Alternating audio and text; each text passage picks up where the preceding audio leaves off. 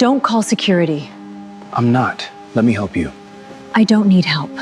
Just let me. It was nearly midnight when Quentin Rowe heard the crash. He had been pushing his mop cart down the hallway of the 42nd floor when the sound came from behind the closed door of the CEO's office. Not loud, but sharp. The kind of sound that didn't belong. He pushed the door open. Helena Carr was on the floor. Her wheelchair had rolled sideways and she was braced on both palms, jaw tight, refusing to look at him. "Don't call security," she said before he could speak. He didn't. He crossed the room, crouched beside her, and helped her back into the chair. And in the process of lifting her left foot onto the footrest, his thumb pressed lightly against the arch of her foot and something pressed back. He looked up at her. "I'll help you walk again." She laughed. If this kind of story is why you're here, hit subscribe before you keep reading. There's a lot more where this came from, and you won't want to come back and find out you missed it. Quentin Rowe had not planned on becoming a janitor. He had planned on becoming a physical therapist, had planned on it since the night he sat in a hospital chair beside his wife Danielle and watched a doctor shake his head in a way that meant, "We've done what we can do." She had lasted 4 more months after that. Long enough for Quentin to learn that the head shake wasn't always final. Long enough for him to understand that some people slipped through the cracks not because nothing could be done, but because no one believed it was worth trying. Danielle died on a Tuesday morning in March. Quentin went back to school the following September. 3 years later, he was finishing his final year of physical therapy coursework, completing an unpaid clinical rotation at a neurorehabilitation center during the day, and mopping floors at Carr Meridian Technologies every night from 9 to 2 in the morning. His daughter Nia was 8. Their apartment had 2 bedrooms and a radiator that clicked all winter. It was enough. The night before everything changed, Quentin came home late to find Nia still awake at the kitchen table, bent over a piece of construction paper with a set of washable markers. "You should be asleep," he said, dropping his bag by the door. "I was waiting for you." She didn't look up. "I made you something." He sat down beside her. She slid the paper across the table, a drawing in her careful, deliberate style. A tall figure in dark clothing, one arm extended toward a smaller figure who was mid-rise, 1 foot already on the ground. The lines were crooked. The proportions were off. He stared at it for a long moment. "That's you at school," Nia said, "helping people stand up." Quentin folded the drawing and put it in the breast pocket of his jacket. He didn't say anything for a little while.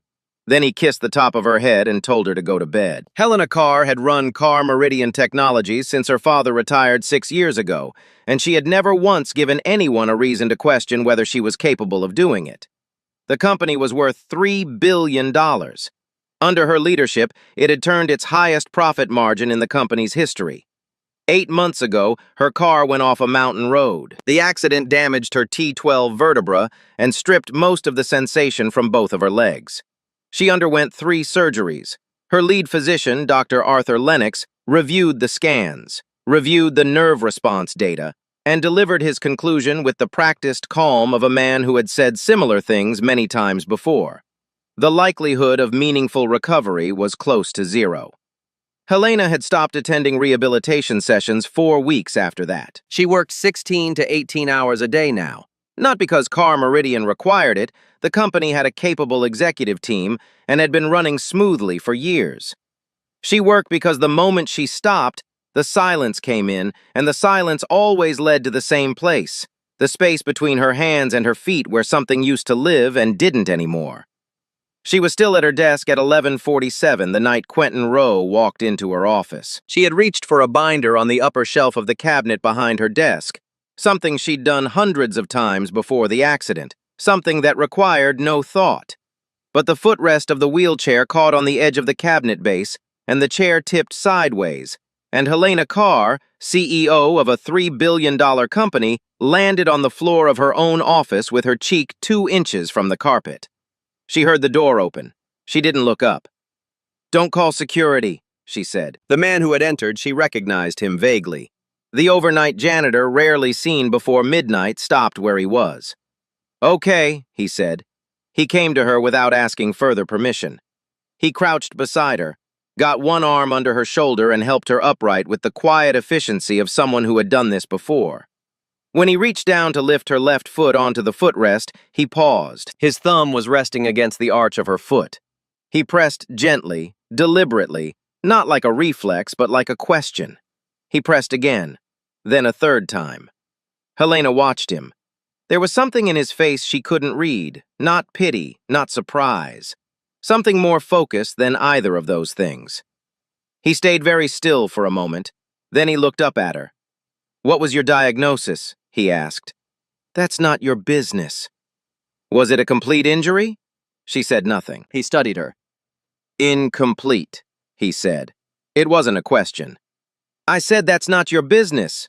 Her voice was flat and final, the tone she used in board meetings to end conversations. "Thank you for your help. You can go back to your work." He nodded slowly. He stood. He retrieved his mop cart from the doorway, and then just before the door closed behind him, he stopped. He didn't turn around. "I'll help you walk again." Helena looked at him for a long moment. Then she laughed, a short, humorless sound. "The best neurologists in the country have already told me what's possible," she said. "A janitor doesn't get to tell me something different." He nodded once more. The door clicked shut. She didn't sleep well that night. It wasn't the fall that kept her up or the embarrassment of it. It was the certainty in his voice. Not bravado, she knew what bravado sounded like. This had been something else. He had spoken the way people spoke when they already knew the answer to a question and were simply waiting for the other person to catch up. In the morning, she asked her assistant Renee Sloan to find out who he was. Renee's report landed in her inbox by noon. Helena read it twice. Quentin Rowe, 32. Final year physical therapy student ranked in the top 3% of his cohort. Clinical rotation at the Hartwell Neuro Rehabilitation Center under direct supervision of a licensed specialist. His professor's notes described his observational instincts as exceptional.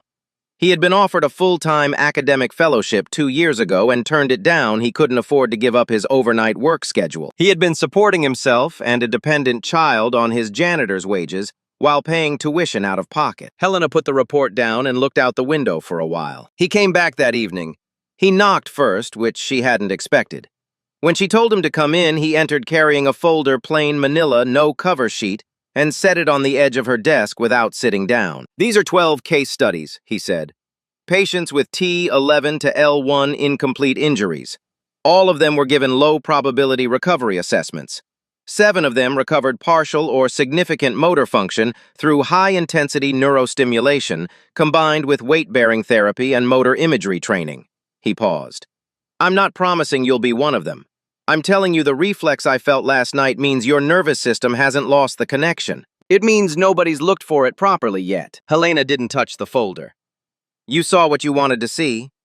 "Maybe," he said. "One session. If I find nothing worth pursuing, I won't mention it again." She looked at him across the desk. His expression was patient, unhurried, completely unimpressed by the office or by her. Most people who sat across from her were at least a little impressed by her. "And if you do find something worth pursuing," she asked, "then I'd ask you to consider a 30-day trial program," he said, "supervised by a licensed clinician from my university. Her name is Dr. Carol Myers. She oversees all my independent study cases. Every session would be documented and co-signed by her. No charge. No change to my job status here." He waited. "One session. That's all I'm asking for tonight." Helena looked at the folder. She looked at him. 6 a.m., she said, "before the building fills up. And if you waste my time, we don't speak of this again." "Understood." The following morning, he had her close her eyes. "Picture yourself walking toward the window," he said. "Don't think about your legs. Think about the destination. Just move toward it." Silence. She sat in her wheelchair in the center of her own office with her eyes closed, feeling faintly ridiculous, waiting for something to happen. Nothing did. A minute passed, then another. She opened her eyes and reached for the wheel of her chair. "Give it one more try," he said quietly. She stopped, exhaled, closed her eyes again. She was about to speak, about to tell him this was exactly what she had expected when she felt it. Her left big toe curled inward. a small, involuntary tightening that lasted less than a second. She opened her eyes. They were both looking at her foot. Neither of them spoke. She didn't feel triumphant. She felt terrified the way she imagined a person felt when they found out something they had buried very carefully was still alive underground. Hope was not a comfortable thing. Hope had a cost, and Helena Carr had already paid more than she intended to pay. 30 days, Quentin said, his voice careful. Supervised, documented, no promises about the outcome. She looked at him for a long moment. I don't believe you, she said. I know, and I'm still going to hold you to that schedule. He nodded. 6 a.m. tomorrow. She said nothing else, but she didn't send him away. The sessions began at 6 a.m. and lasted 45 minutes. Quentin arrived before Helena every morning, moved the coffee table, and set up whatever equipment he'd carried up in his backpack. Resistance bands, a small wooden dowel for proprioception work, a foam pad. He never used the company's conference rooms. He never asked for anything that wasn't already there. Helena noticed this, though she didn't say so. The 30 days came and went without either of them marking it. On the 31st morning, Helena was already in the office when he arrived, seated by the window with her coat still on. She said nothing about the deadline, neither did he. He moved the coffee table, she took off her coat, and they continued. The early work was unglamorous. He started with sensory stimulation, running the edge of a textured glove along the soles of her feet, and asking her to describe what she felt, if she felt anything. Hot and cold differentiation using 2 small metal cylinders, one chilled, one warmed. Voluntary muscle contraction attempts, he would place her hand on her own thigh and ask her to try to tighten the quadricep while she watched for any response. Most mornings there was nothing. Some mornings there was the faint suggestion of something, a flicker she couldn't be sure she hadn't imagined. He combined the physical work with motor imagery. Before your body can do it, he told her, your brain has to believe it's possible. You have to rehearse the movement in your mind until the neural pathway wakes up. He had her close her eyes and walk in her imagination from her desk to the window, from her chair to the door, down a hallway, up a single step. She felt childish doing it. She did it anyway. When she failed, when the contraction didn't come or came too weak to be useful, or when her arm buckled during a weight shift exercise and she slammed her palm against the floor, she did not handle it well. She said sharp things. She directed them at Quentin because he was there, and because she trusted Renee too much to do it to her. Quentin absorbed her anger the way a wall absorbs sound. He waited for it to stop, and then he said whatever needed to be said next. Pain and frustration are part of the process, he told her one morning after she'd thrown the foam pad across the room. They're not signs you're failing. They're signs your nervous system is being asked to do something it hasn't done in 8 months. I don't need a speech, she said. I need results. You'll get results when your nervous system is ready, not when you are. Those aren't the same schedule. She looked at him with open irritation. Your money can buy better equipment than this, he continued, gesturing at the foam pad where it had landed. It can't buy a shorter neurological timeline. The work is the work. She hated him a little for that. She kept coming back at 6 a.m. 3 weeks in, she felt warmth. It was during the cold and hot cylinder exercise, and she wasn't sure at first she had been fooled before by what she wanted to feel. But he switched the cylinders twice without telling her, and both times she identified the warm one correctly. That's new, he said. It might be nothing. It might be, but it wasn't there 2 weeks ago. He wrote something in his notebook. He had a notebook spiral-bound, the kind sold at drugstores, in which he documented every session. He wrote in it after nearly every exchange in a shorthand she couldn't read from across the room, and she had noticed he always dated each entry before closing it. The voluntary contraction came a few days after that, a sustained tightening of the left quadricep that lasted nearly 4 seconds. He timed it. She felt the muscle under her own palm and said nothing for a long moment. Is that what I think it is? She asked. Yes, he said. She nodded once and told him they should move on to the next exercise. She found out about the complaint on a Thursday morning. Renee forwarded her the internal memo without comment, a note from HR indicating that an anonymous report had been filed alleging that an unlicensed individual was conducting unauthorized therapeutic treatment on a company executive on company premises. Quentin had been verbally cautioned. A copy of the complaint had also been sent to his university's professional conduct office. Helena read the memo twice. Then she called Renee. Who filed it? It was anonymous, Renee said. Who filed it? A pause.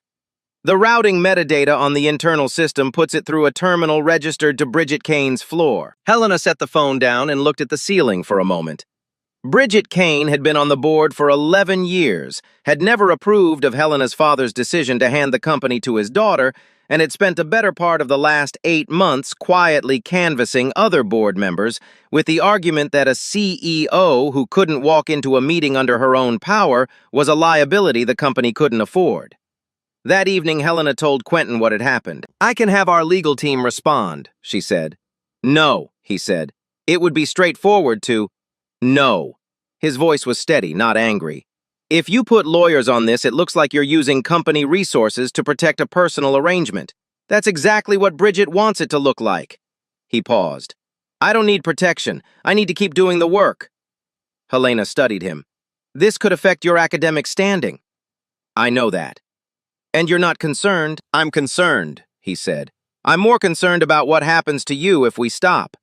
She didn't answer that. She looked down at her hands on the arms of the wheelchair, and for the first time since the sessions began, something that wasn't frustration or clinical focus crossed her face. She looked just briefly like someone who wasn't entirely alone. It was a Saturday morning, the 12th week, when Quentin brought in the standing frame. It was borrowed from his clinical rotation. He had cleared it with Dr. Carol Myers and signed it out properly as he had signed out everything he'd used since the first session. He set it up in the center of the office without explaining what it was for.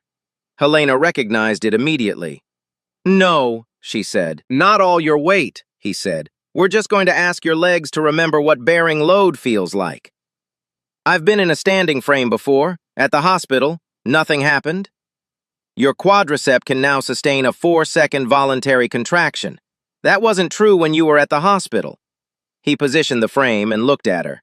"This is different." She wheeled to the frame. She gripped the side rails and let him assist her to a standing position, taking most of her weight on her arms the way she always had in transfer movements. "Now let your arms do less," he said. "Quentin, I'm right here. You won't fall." "I know I won't fall. That's not—" She stopped, exhaled slowly through her nose. "If this doesn't work, then we document it and adjust," he said. "That's all." She looked at him. He was standing close enough to catch her if something went wrong, but he hadn't touched her. His hands were at his sides. He was waiting, not pushing. The difference mattered to her, though she hadn't told him so. She let her arms do less. The weight transferred to her legs. Her knees trembled. Her whole body tensed with the effort of maintaining the position. 1 second, 2, 3. On the 5th second, she made a sound she immediately tried to suppress. Something between a breath and a word that didn't become either, and she was crying.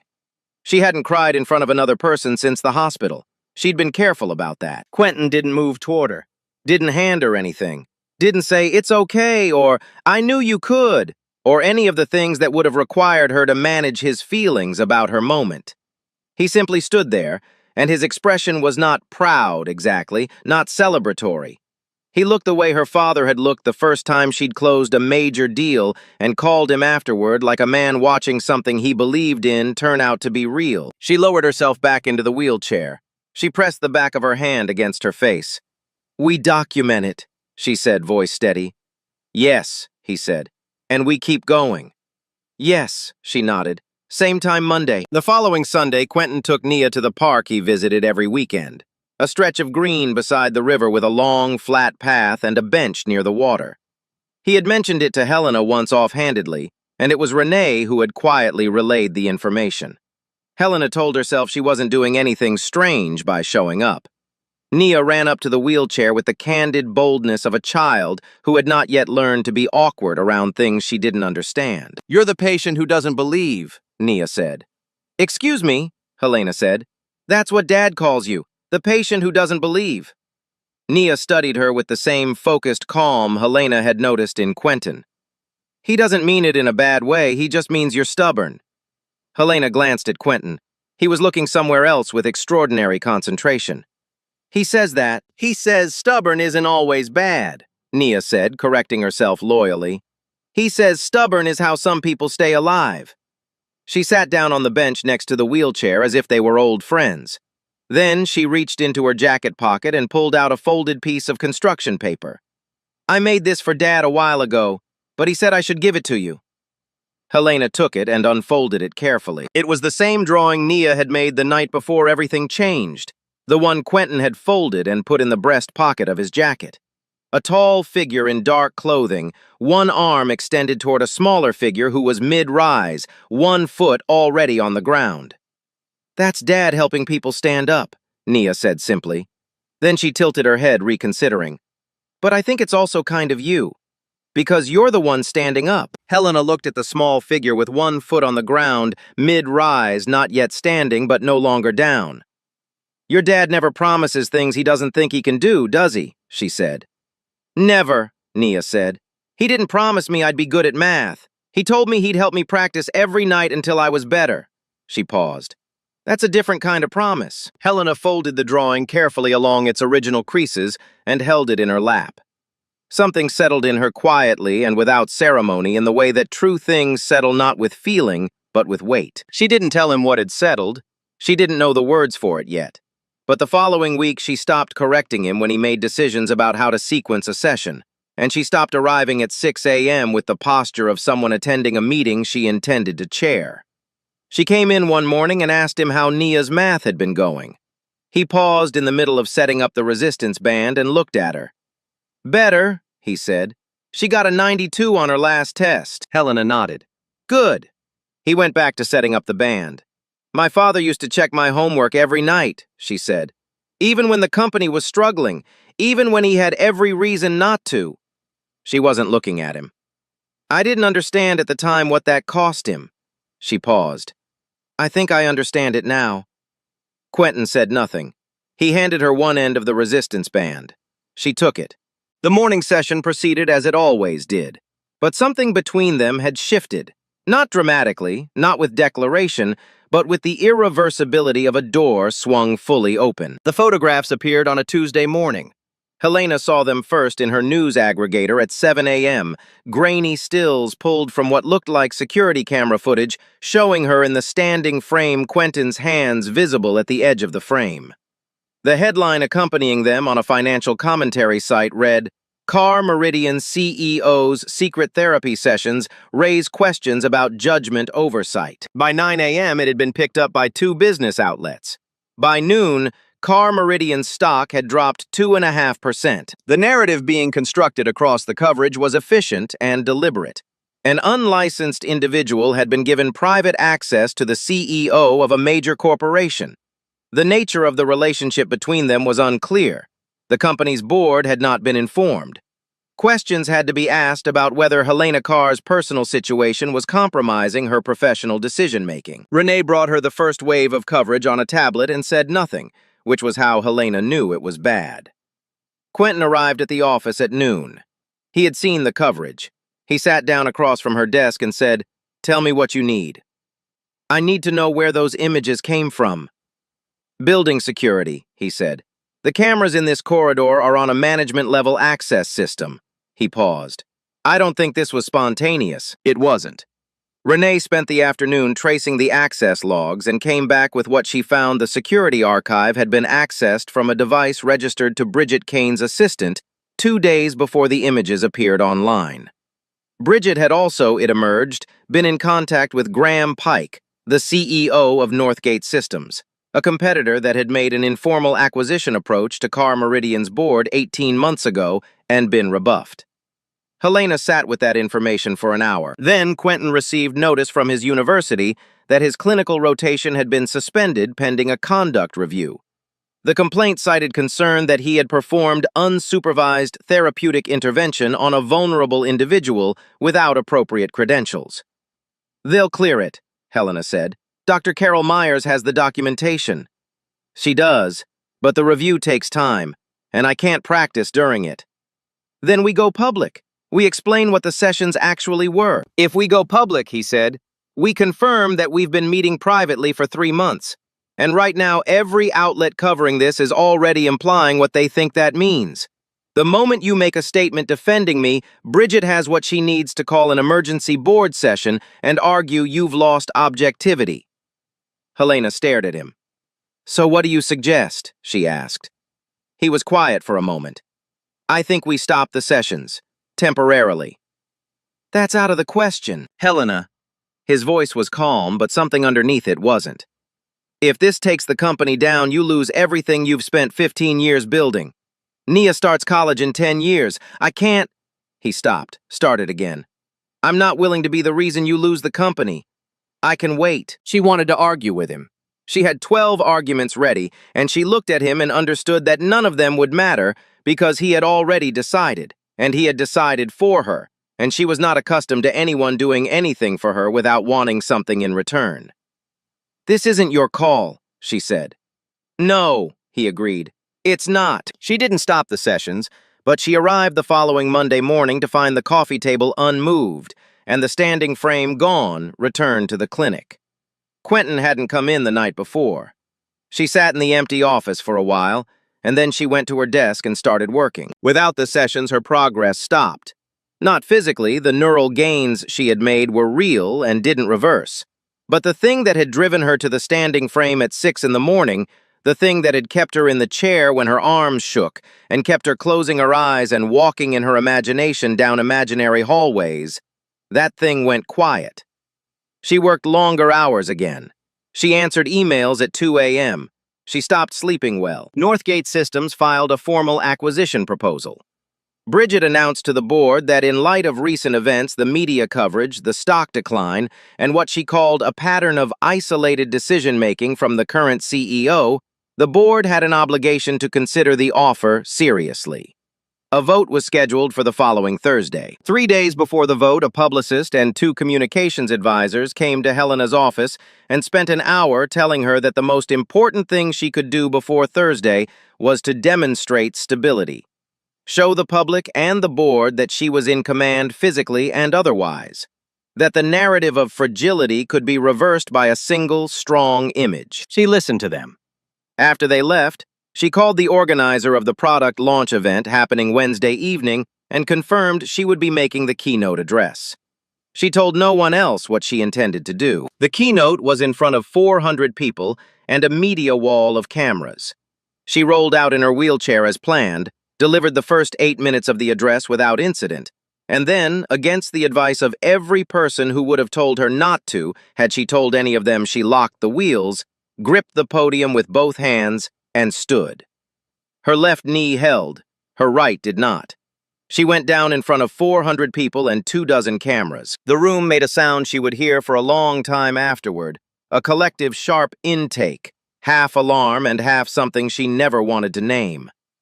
Someone rushed to help her. She let them because there was nothing else to do. The video was everywhere within the hour. Bridget sent a statement to the board that evening. This is not about Helena Carr's disability. This is about a CEO who has allowed personal pride to override professional responsibility in the most public way possible, 48 hours before a vote that will determine this company's future. The following morning, Quentin received a formal letter from his university extending his suspension indefinitely. That afternoon, Bridget Kane came to find him in the parking structure where he'd been sitting in his car. She stood outside the window with the composed neutrality of someone who had delivered bad news many times and knew how to dress it as generosity. She outlined the offer he would provide a written statement confirming that Helena Carr had pressured him into conducting unsanctioned treatment. In exchange, his complaint would be withdrawn, his remaining tuition would be covered by an anonymous donor, and Bridget would personally ensure he had a position at a reputable clinic upon graduation. Quentin looked at her through the window. No, he said. Mr. Rowe, no. She looked at him for a long moment. Her expression didn't change. You're terminated effective immediately. Building access has been revoked. She held up an envelope. Your final check is in here. I'd suggest you deposit it quickly. I've heard student loan servicers don't extend much grace. She set the envelope on the hood of the car and walked away. Quentin sat in the parking structure for a while after she left. Then he drove to Car Meridian, handed his terminated badge to the security desk, and asked them to let Helena know he was downstairs. They didn't call up. He hadn't expected them to. He sat on the front steps with his notebook in his lap. The evening came in around him, the foot traffic thinning, the streetlights coming on one by one. After close to an hour, he stood, tucked the notebook under his arm, and went home to his daughter. Renee called Helena at 9 that night. "He was here," she said, "downstairs. Security didn't notify you. He waited about an hour and then he left." Helena set down the report she had been pretending to read. She sat very still for a moment. Then she told Renee she would see her in the morning and ended the call. She sat in her apartment with the lights off for a while, the way she used to sit in the hospital when the nights got long and the ceiling was the only thing that didn't ask anything of her. Then she picked up her coat and called for a car. She came to his apartment just after 10. He opened the door and she was there in the hallway, coat still on, hands in her lap, and for a moment neither of them said anything. Nia appeared behind him in the kitchen doorway, saw Helena, and slipped quietly back into her room with the instinctive tact of a child who understood more than she was given credit for. "You should come in," Quentin said. Helena wheeled inside. The apartment was small and warm and smelled like whatever Nia had eaten for dinner. There were drawings tacked to the wall above the radiator, a row of textbooks on a shelf above the television, and on the kitchen table the spiral-bound notebook open to the last page of entries. She looked at it. "I want you to make a statement," she said, "to the press, before tomorrow. Tell them you acted independently, that I didn't solicit your help, that there was no relationship beyond... No. Quentin, your suspension. If I say it, it means the rest of it is also true." His voice was even. "I won't confirm their version of what happened, not even the parts that feel small." She looked at her hands. Outside, the radiator clicked. "I'm not afraid that you'll fail," she said finally, quietly. "I want you to know that. It isn't I've watched you work. I know what you're capable of." She paused. "I'm afraid of myself, of what I do with hope when it goes wrong. I've built my entire life around not needing anything I couldn't replace." She stopped again. "If I believe this and it doesn't..." "Helena." She looked up. "The promise I made you that first night," he said. "It was never that you'd walk out of here perfect. I can't promise that. Nobody can." He came and sat in the chair across from her, close enough that she didn't have to raise her voice. "What I promised was that I wouldn't let you quit while there was still something to fight for. That's all it ever was." He looked at her steadily. "You still have something to fight for." The door to Nia's room opened. She padded out in socks, holding a smaller notebook, not the one on the table with a rubber band around it. "Dad asked me to keep this," Nia said, handing it to Helena. "He said in case something happened." Helena took it and pulled off the rubber band. Inside, in Quentin's careful shorthand, were 3 months of session notes, every reflex response, every contraction measurement, every progression from no sensation to warmth discrimination to sustained load-bearing. On the final page, a signature she recognized, Dr. Carol Myers, licensed clinical supervisor, Quentin's University, with a date and a brief attestation confirming she had reviewed and co-signed the documentation as part of an approved independent study. Helena read it twice. Then she looked up at Quentin. "Bridget knew about the supervision," she said. "She had access to my university file, yes. She filed the complaint anyway. She needed the story more than she needed the facts." Helena closed the notebook. Her thumb moved once across the cover. Then she said, "Call Renee. Tell her I need everything she's found on Bridget's communications with Graham Pike." Quentin reached for his phone. Nia sat down on the arm of his chair, leaned against his shoulder, and looked at Helena with a calm that was almost unsettling. "Are you going to be okay?" Nia asked. Helena looked at her for a moment. "I think so," she said. It was the most honest answer she had given anyone in 8 months. The board met at 9 a.m. in the 44th floor conference room. There were 11 members present. Bridget Kane sat at the far end of the table in the chair she always chose, the one that positioned her directly opposite whoever was presenting. She had a leather portfolio open in front of her, and the particular stillness of a person who believed the outcome was already settled. Helena came in last. She was not alone. Quentin was behind her. Renee came in after him carrying a laptop and a folder of printed pages. And behind Renee, Dr. Arthur Lennox. Helena's surgeon walked in with his hands in his coat pockets and a look on his face that suggested he had not slept well and had something he needed to say. Bridget's stillness became a different kind of stillness. The board chair looked at the four of them and said, "We're here to discuss the Northgate proposal and the question of executive continuity. Helena, do you have something to present before we proceed?" "I do," she said. Dr. Lennox went first. He stood at the head of the table and spoke without notes. He acknowledged that 8 months ago he had delivered a prognosis to Helena Carr that he had framed in terms that were more absolute than the evidence warranted. He explained precisely and without self-serving qualification the distinction between complete and incomplete spinal injuries. He confirmed that the sessions Quentin had conducted were grounded in current evidence-based neurorehabilitation research, that they had been supervised and documented in accordance with academic clinical standards by Dr. Carol Myers, and that the university conduct complaint against Quentin Rowe had been filed on the basis of a material misrepresentation of those facts. He sat down. Quentin opened the notebook and walked the board through 12 weeks of session records. He did not editorialize.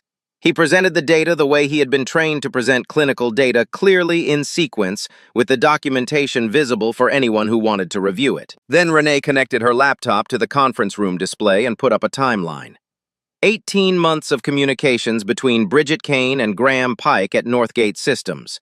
A series of internal data transfers from Bridget's access profile to an external account flagged by the company's security system, but never escalated because the escalation path ran through Bridget's own office.